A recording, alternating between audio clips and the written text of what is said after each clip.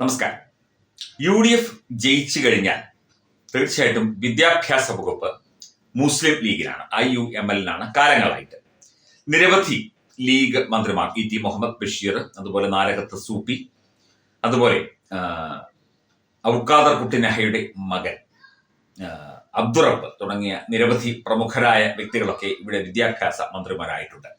അതിലേറ്റവും കൂടുതൽ ആരോപണങ്ങളും അപവാദങ്ങളും കേട്ട ഒരു വ്യക്തിയാണ് PK അബ്ദുറബ്ബ് എന്ന വ്യക്തി. അദ്ദേഹം കുറെ കാലമായിട്ട് അത്ര സജീവമല്ല രാഷ്ട്രീയത്തിൽ, മീഡിയയിലൊന്നും അദ്ദേഹത്തെ കാണാനില്ല. അപ്പം അദ്ദേഹം കഴിഞ്ഞ ദിവസം ഒരു അഭിപ്രായം പറയുകയുണ്ടായി.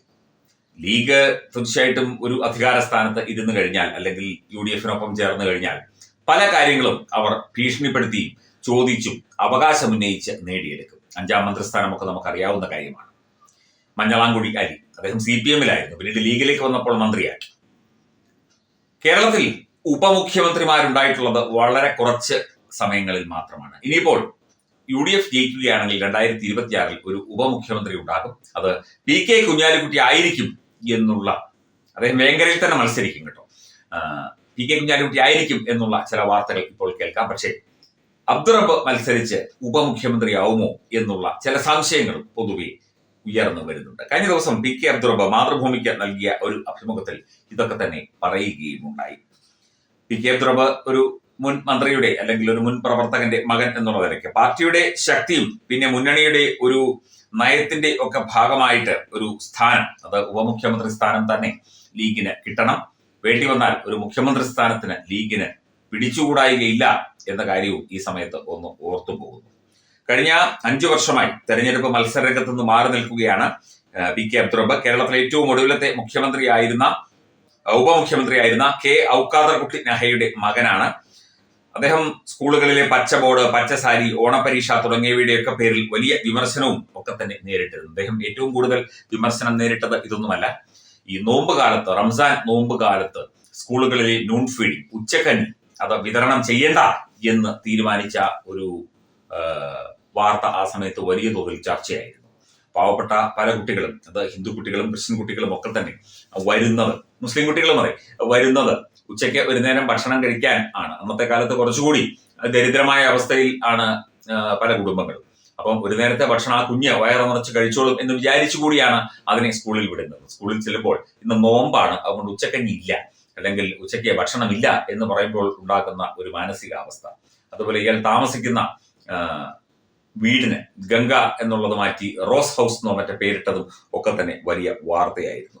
ഇപ്പം അബ്ദുറബ്ബ് കഴിഞ്ഞ ദിവസം മാതൃഭൂമിയോട് സംസാരിച്ച കാര്യമാണ്. സംഭവബഹുലമായിരുന്നു മന്ത്രി എന്നുള്ള നിലയ്ക്കുള്ള കാര്യം. SSLC ഫലത്തിന്റെയും സ്കൂളിലെ പച്ച ബോർഡിന്റെയും എല്ലാം പേരിൽ വലിയ വിമർശനങ്ങൾക്കും ഒക്കെ തന്നെ അദ്ദേഹം പാത്രമായി. പച്ച ബോർഡ്, പച്ച നിറത്തിലുള്ള, കടും പച്ച നിറത്തിലുള്ള ബോർഡുകൾ സ്കൂളിൽ സ്ഥാപിച്ചു. ബ്ലാക്ക് ബോർഡ് മാറ്റി ഗ്രീൻ ബോർഡ് ആക്കി. അതുപോലെ ഗോപാലേട്ടന്റെ പശു പോലും ജയിച്ച SSLC കാലം എന്ന് പറഞ്ഞൊക്കെ ആൾക്കാർ ട്രോളി. SSLCക്കൊക്കെ സമ്പൂർണ്ണ വിജയമായിരുന്നു, അതിലും സമ്പൂർണ്ണ വിജയമായിരുന്നു പിന്നീട് ശിവൻകുട്ടിയുടെ കാലത്ത് കേട്ടോ. എന്തൊക്കെയായാലും ഒരു ഉപമുഖ്യമന്ത്രി സ്ഥാനത്തിന് അരങ്ങിട്ട് ഉറപ്പിച്ച് ഇറങ്ങിയിരിക്കുകയാണ് PK അബ്ദുറബ്ബ് എന്നുള്ള ചില ധ്വനികളാണ് ഇതിൽ നിന്ന് പുറത്തു വരുന്നത്. ലീഗ് പിടിമുറുക്കും എന്ന കാര്യം ഉറപ്പാണ്. അതിലും വലിയ പിടി പാണ്ടിക്കടവത്ത് കുഞ്ഞാപ്പ അഥവാ PK കുഞ്ഞാലിക്കുട്ടി മുറുക്കും എന്ന കാര്യത്തിൽ സംശയമില്ല. അപ്പോഴാണ് ഇത്തരത്തിലുള്ള ചില, അതായത് ഒളിഞ്ഞു നിന്ന പലരും അല്ലെങ്കിൽ ഉറങ്ങിക്കിടന്ന പലരും ഉണർന്നെണീറ്റ് തങ്ങൾക്ക് സ്ഥാനങ്ങൾ വേണം എന്ന ധ്വനിയിൽ കാര്യങ്ങൾ അവകാശപ്പെടുന്നത്. എത്രമാത്രം ഇതൊക്കെ UDF-ൽ പ്രാവർത്തികമാകും എന്നതിനെ കുറിച്ചുള്ള ചർച്ചകൾ ഇപ്പോഴേ തുടങ്ങിക്കഴിഞ്ഞു. അതായത് സ്ഥാനമാനങ്ങൾക്ക് വേണ്ടി കടിപിടി കൂടുന്ന, അല്ലെങ്കിൽ സ്ഥാനമാനങ്ങൾക്ക് വേണ്ടി അവകാശവാദം ഉന്നയിക്കുന്ന ഒരു പരട്ട് മുന്നണിയായി UDF മാറിക്കഴിഞ്ഞു എന്നാണ് മനസ്സിലാക്കുന്നത്. കാരണം കോൺഗ്രസിൽ മുഖ്യമന്ത്രി കുപ്പായം തുന്നിയിരിക്കുന്ന നിരവധി പേരുണ്ട്, മുഖ്യമന്ത്രിയാകാൻ കാത്തിരിക്കുന്ന പലരും. അതിനൊപ്പം തന്നെ ലീഗിലും ഉപമുഖ്യമന്ത്രിയാവാൻ കാത്തിരിക്കുന്ന പലരുമുണ്ട് എന്നുള്ള ഒരു രീതിയിലേക്ക് ചർച്ചകളും അതുപോലെയുള്ള ചില സംഭവങ്ങളും വാർത്തകളും ഒക്കെ എത്തിപ്പെടുകയാണ് എന്നാണ് ഇദ്ദേഹത്തിന്റെ ഈ അഭിമുഖത്തിൽ നിന്ന് നമുക്ക് സാമാന്യം വായിച്ചെടുക്കാൻ സാധിക്കുന്നത്. അദ്ദേഹം വിഖ്യാതനായ ഒരു മന്ത്രിയുടെ, ഉപമുഖ്യമന്ത്രിയുടെ മകനാണ്. അപ്പോൾ തീർച്ചയായിട്ടും അദ്ദേഹത്തിനും ഒരു ഉപമുഖ്യമന്ത്രി ആയാൽ കൊള്ളാം എന്നുള്ള ആഗ്രഹം കാണും, നമുക്ക് തെറ്റു പറയാൻ പറ്റില്ല.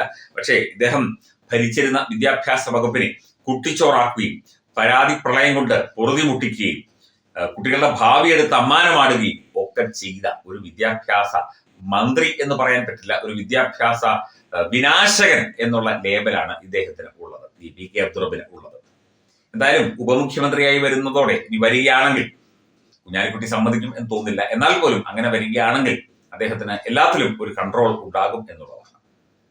ഈ വിദ്യാഭ്യാസ വകുപ്പിൽ ഉൾപ്പെടെ എല്ലാ മേഖലകളിലും വ്യക്തമായ ഒരു കൺട്രോളും കാര്യങ്ങളും ഒക്കെ ഉണ്ടാകും. കാര്യങ്ങളൊക്കെ മുമ്പോട്ട് കൊണ്ടുപോകാൻ സാധിക്കും. അദ്ദേഹത്തിന്റെ ഇഷ്ടത്തിന് അനുസരിച്ച് മുമ്പോട്ട് കൊണ്ടുപോകാൻ സാധിക്കും. മതമാണ് മതമാണ് മതമാണ് വലുത്, മതം ഞങ്ങളുടെ ഐഡന്റിറ്റിയാണ് എന്ന് കെ എം ഷാജി പറഞ്ഞത് എല്ലാവരും ഓർക്കുന്നുണ്ടാകും. ആയിക്കൊള്ളട്ടെ, മതം മുമ്പോട്ട് കൊണ്ടുപോകട്ടെ. വിദ്യാഭ്യാസത്തെ അടക്കം മതവൽക്കരിക്കാൻ ഇന്ത്യൻ യൂണിയൻ, മുസ്ലിം ലീഗ് അവരെ മുമ്പോട്ട് നയിക്കാൻ എല്ലാവർക്കും കഴിയട്ടെ എന്നുകൂടി പറയുന്നു. കാരണം വിദ്യാഭ്യാസത്തെ മതവൽക്കരിക്കലാണ് ഏറ്റവും അപകടകരമായ അവസ്ഥ. ലീഗിന് വിദ്യാഭ്യാസം കിട്ടും എന്നുറപ്പാണ്, വിദ്യാഭ്യാസ വകുപ്പ് കിട്ടും എന്നുറപ്പാണ്. അപ്പൊ പിന്നെ മതവൽക്കരണവും തോന്നിയവാസവും എന്ത് താന്തോന്നിത്തരവും വിദ്യാഭ്യാസ വകുപ്പിൽ നടത്താം എന്നുള്ള ഒരു അനുവാദമാണ് സത്യം പറഞ്ഞാൽ UDF-നെ തെരഞ്ഞെടുക്കുന്നതിലൂടെ ജനം അവർക്ക് നൽകുന്നവ. നടക്കട്ടെ, കാര്യങ്ങൾ എല്ലാം ജനങ്ങൾ തീരുമാനിക്കട്ടെ. നാടും ജനങ്ങളും വിദ്യാഭ്യാസവും ആരോഗ്യവും ഒക്കെ തന്നെ നമുക്ക് വളരെ പ്രധാനപ്പെട്ടതാണ്. ആരെ തിരഞ്ഞെടുക്കാം എന്നത് ജനങ്ങളുടെ ഉത്തരവാദിത്വമാണ്, ജനങ്ങളുടെ അവകാശമാണ്. അവർ അത് ഭംഗിയായി ചെയ്യും. മുഖ്യമന്ത്രി സ്ഥാനമോ ഉപമുഖ്യമന്ത്രി സ്ഥാനമോ ഏത് കുപ്പായം വേണമെങ്കിലും ആർക്ക് വേണമെങ്കിലും തയ്പ്പിച്ച് ഇടാം. നിങ്ങൾക്ക് ഭാഗ്യമുണ്ടെങ്കിൽ, അല്ലെങ്കിൽ നിങ്ങളുടെ കളികൾ നല്ല മനോഹരമായി നടക്കുകയാണെങ്കിൽ നിങ്ങൾക്ക് ആ നേട്ടങ്ങളൊക്കെ കിട്ടുകയും ചെയ്യും.